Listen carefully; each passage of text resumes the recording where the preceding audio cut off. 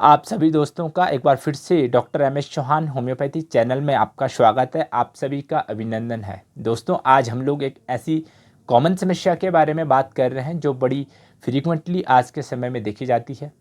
हम लोग बात कर रहे हैं यूरिनरी ट्रैक इन्फेक्शन की। इसको हम शॉर्ट फॉर्म पे यूटीआई कहते हैं और हिंदी में पेशाब का इन्फेक्शन हम लोग कहते हैं।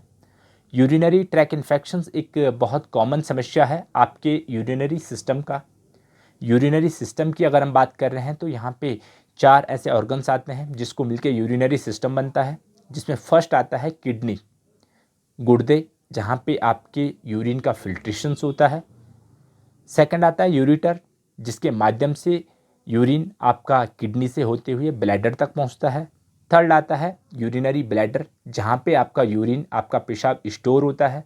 और फोर्थ आता है आपका यूरिथ्रा, जिसके माध्यम से आपकी बॉडी से यूरिन बाहर तक आता है। ये चारों लोकेशंस होती है जहाँ पे यूरिनरी इन्फेक्शन आपका कॉमन रहता है और कहीं पे भी आपको ये इन्फेक्शन इन चारों लोकेशन में से हो सकता है। इसमें कॉमन जो लोकेशन है ये यूरिथ्रा और ब्लैडर है। यूरिथ्रा वो नली जिसके माध्यम से पेशाब बाहर आता है, वो कॉमन रहता है, वहाँ पे सबसे ज़्यादा इन्फेक्शन के चांसेस होते हैं।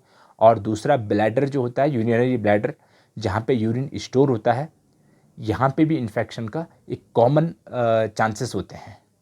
यूरिनरी ब्लैडर में जब इन्फेक्शन होता है उसको हम लोग मेडिकल टर्म में सिस्टाइटिस कहते हैं। यूरिनरी ट्रैक इन्फेक्शंस फीमेल में कॉमन देखा जाता है।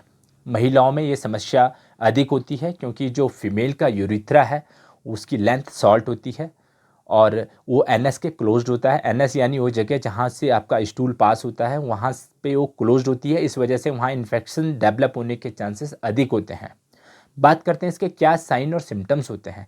दोस्तों, यदि आपको पेशाब का इन्फेक्शन है तो आपको पेशाब करते समय जलन हो सकती है, आपको पेशाब करते समय दर्द महसूस हो सकता है, आपको बार बार पेशाब की अर्जिंग होती है, बार बार पेशाब आता है। इसके साथ साथ ही लोअर एब्डोमेन में फीमेल में दर्द भी, कई बार डिस्कम्फर्ट और पेन, दर्द आपको महसूस हो सकता है। पेशाब का जो कलर है वो चेंज हो सकता है, वो क्लाउडी कलर का हो सकता है, वो क्ले कलर का हो सकता है, वो रेडिश हो सकता है क्योंकि वहाँ पे ब्लड की प्रेजेंस आ जाती है यूरिन में, इस वजह से उसका कलर चेंज हो जाता है। इन्फेक्शन यदि किडनी तक पहुँच जाता है तो आपको हाई ग्रेड फीवर हो सकता है। नॉइज़ा एंड वॉमिटिंग यानी उल्टी आने का मन, उल्टी आने जैसा आपको लग सकता है। ठंड आपको महसूस हो सकती है। आपके लोअर रीजन पे यानी बैक साइड आपको पेन, दर्द आपको महसूस हो सकता है। सडन अर्जिंग आपको यूरिन की हो सकती है।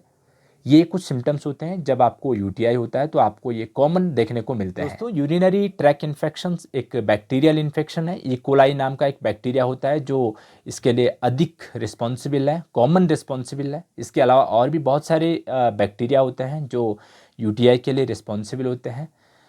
हम लोग बात करते हैं इसके रिस्क फैक्टर की। कौन से रिस्क फैक्टर हैं जो यूटीआई की समस्या को बढ़ा सकते हैं। दोस्तों, यूरिथ्रा यानी जो पेशाब की नली होती है, यदि वहाँ कोई ब्लॉकेज है, कोई सिकुड़न है, तो यूटीआई के अधिक चांसेस हो जाते हैं।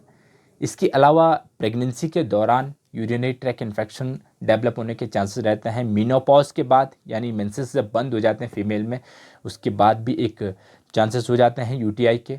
या जो लोग सेक्सुअली एक्टिव होते हैं या मल्टीपल सेक्सुअल पार्टनर रखते हैं, उनको अधिक चांसेस होते हैं यूटीआई के।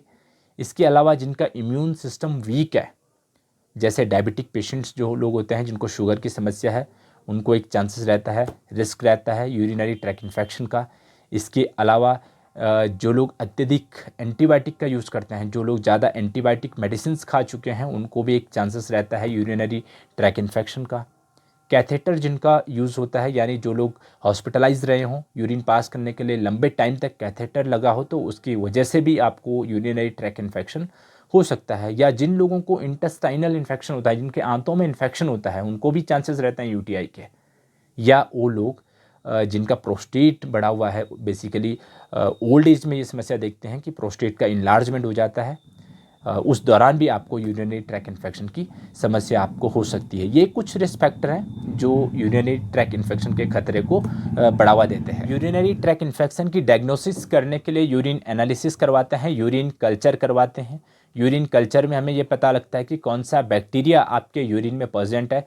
एलोपैथी साइंस में उसी के अकॉर्डिंग आपको एंटीबायोटिक प्रिस्क्राइब होती है। यदि कुछ टाइम तक आप मेडिसिन लेते हैं यूटीआई की और फिर भी आपको आराम नहीं आता है तो अल्ट्रासाउंड की ज़रूरत पड़ सकती है, सीटी स्कैन की ज़रूरत पड़ सकती है, सिस्टोस्कोपी तक करवाने की ज़रूरत हमको पड़ सकती है। दोस्तों बात करें होम्योपैथिक साइंस की, होम्योपैथिक ट्रीटमेंट की, कौन सी होम्योपैथिक की बेस्ट मेडिसिन है जो आप यूटीआई में ले सकते हैं। दोस्तों यदि आपके यूरिन में, आपके पेशाब में जलन होती है और पेशाब का जो कलर है क्लाउडी कलर है, रेडिश कलर है, तो एक अच्छी मेडिसिन होती है कैंथेरिस 30। इस दवाई को आप सुबह दोपहर शाम 3 बार डेली रिपीट करेंगे। इसके अलावा यदि आपके पेशाब में जलन है और पेशाब का कलर मिल्की वाइट है तो दूसरी मेडिसिन होती है हिपरसल्फ 30। इसको भी स्क्रीन में आप देख रहे हैं। इस दवाई को भी आप इसी तरीके से दिन में 3 बार रिपीट करेंगे। इसके अलावा यदि आपके पेशाब में ऑफेंसिव स्मेल है, स्मेल ज़्यादा है और पेशाब का जो कलर है वो क्ले कलर है, मिट्टी का जैसे कलर है, इस तरीके से अगर यूरिन का कलर है तो एक मेडिसिन होती है CPR 30। इस दवाई को भी इसी तरीके से आप रिपीट करेंगे। इसके अलावा दोस्तों यदि आपका जो पेशाब का फ्लो है इंटरप्टेड है, स्कैंटी फ्लो है, बार बार आपको पेशाब आता है, फ्रीक्वेंट अर्जिंग होती है, तो एक और अच्छी मेडिसिन होती है एक्विशिटम हाइमेल क्यू। इसको भी आप स्क्रीन में देख रहे होंगे। इस दवाई को आप आधा कप पानी में 15 ड्रॉप मॉर्निंग लेंगे, आधा कप पानी में 15 डे और 15 नाइट, सुबह दोपहर रात, इसी तरीके से इसका सेवन आप करेंगे।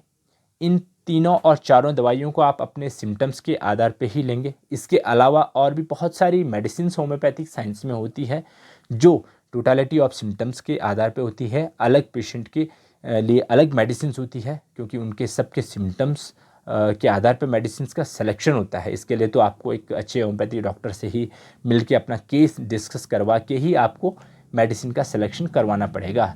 Thank you, thanks a lot.